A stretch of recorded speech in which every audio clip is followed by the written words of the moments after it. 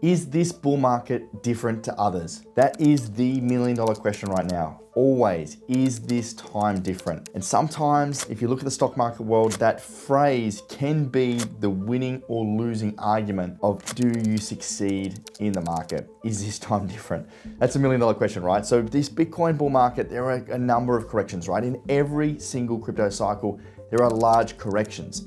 We've just gone through one in August.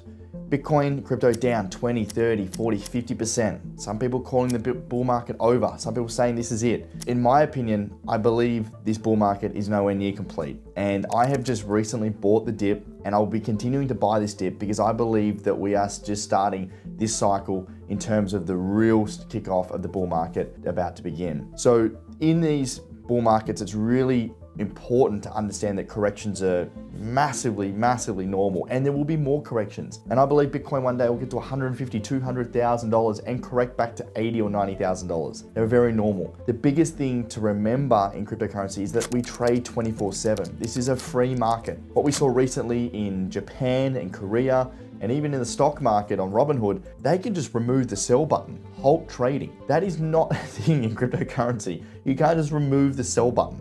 Right? In the stock market, it trades, 9 to 5, basically, Monday to Friday, and then they go off and the market's closed for the weekend, right? That's not existing in crypto. It's an absolute free market. So the market will react according to what's going on in the world, and we get these corrections and explosive moves higher faster than ever because it is a free 24/7 market. Now, if you look at previous cycles, we've seen some massive corrections. In August of this year, we saw a 20% correction in a week. But in 2013, we actually saw 87% drawdown. Bitcoin went down 87%, right? Nuts.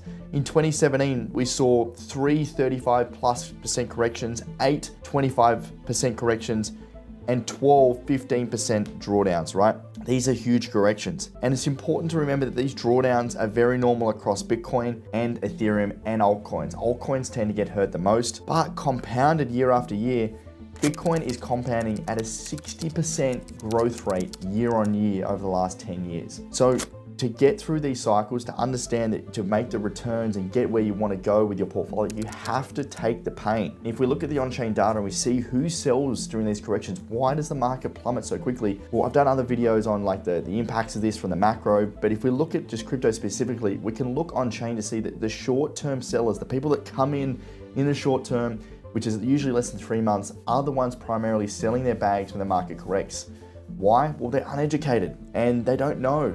If you're coming from the stock market world and you're holding crypto, you buy Ethereum, you buy Solana, you buy Bitcoin, it goes down 20% in a day. No wonder you're selling, right? You've got no idea and you're thinking it's all gonna be over and you can't stomach the risk. This is why crypto goes down so fast, is because we've got so many people that come in and think short term.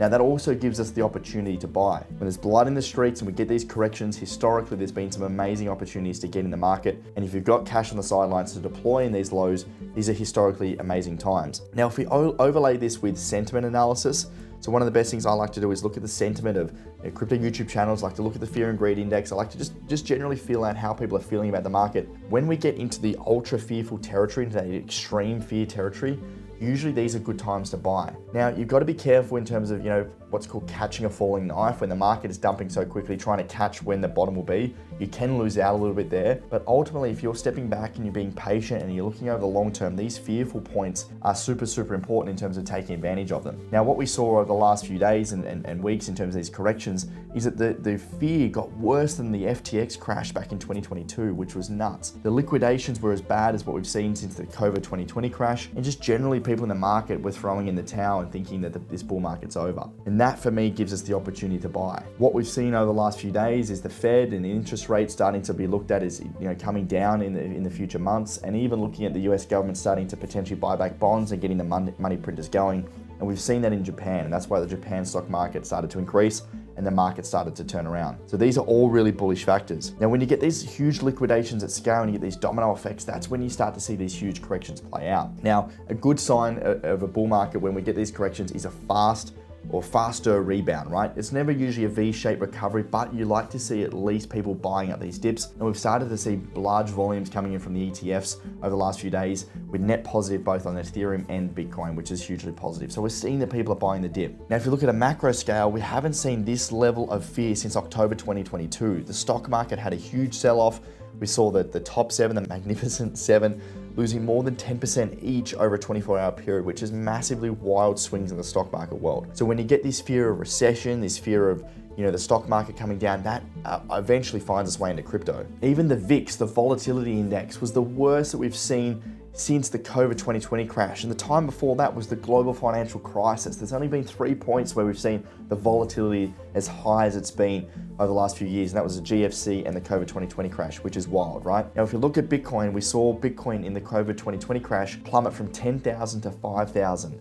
And then we saw an absolutely unbelievable run from 5,000 to 67,000 in the 18 months following, as the money printers started to get going again. Concerns of recession started to dampen, and we saw the market really get going again.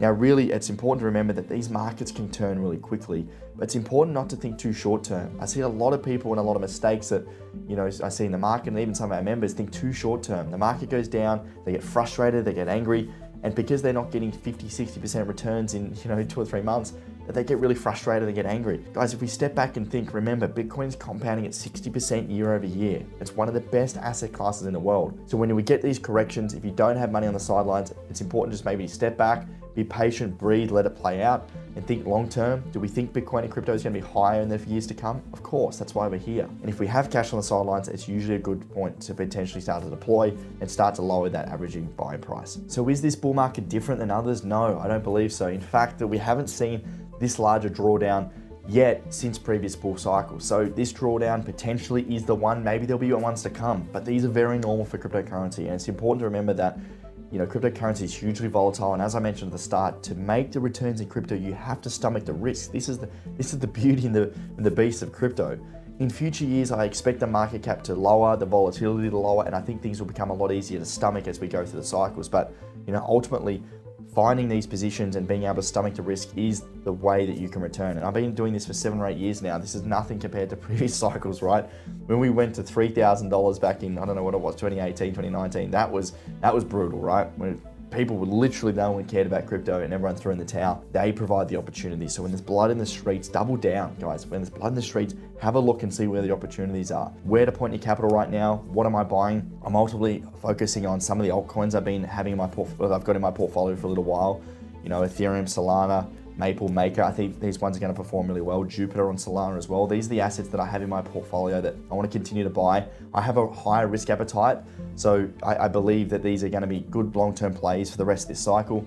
Do we see more drawdowns in altcoins? Yes, of course. I think we do. The Bitcoin dominance continues to increase, and while we have this choppiness period, I think it's going to be pretty hard for altcoins really to take off, especially as there's no retail interest. But for me, I've got a long-term view, and I think there's some really undervalued assets in the market right now. On the other side, I continue to buy Bitcoin. I think Bitcoin is, again, as I mentioned in other videos, I'm price agnostic. Buying Bitcoin and stacking that for the long term, that's my 10, 15, 20 year stack.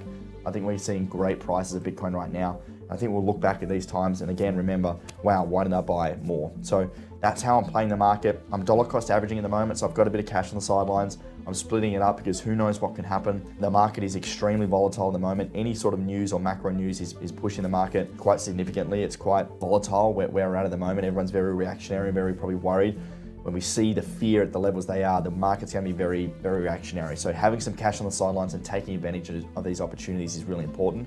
But stay patient, guys. Don't get too fearful. This cycle's not going anywhere.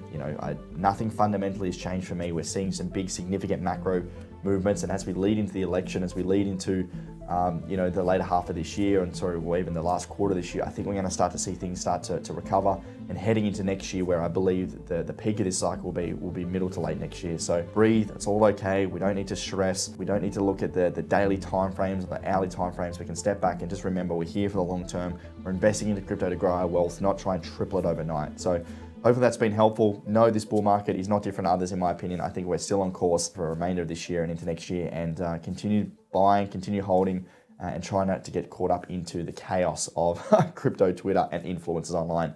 Hopefully that's been helpful. If you like this video, I'd absolutely love you to leave a subscribe. It really helps me invest more into the production, more videos, more quality content for you coming to you each and every week. So thank you so much, guys, and I'll see you on the next video.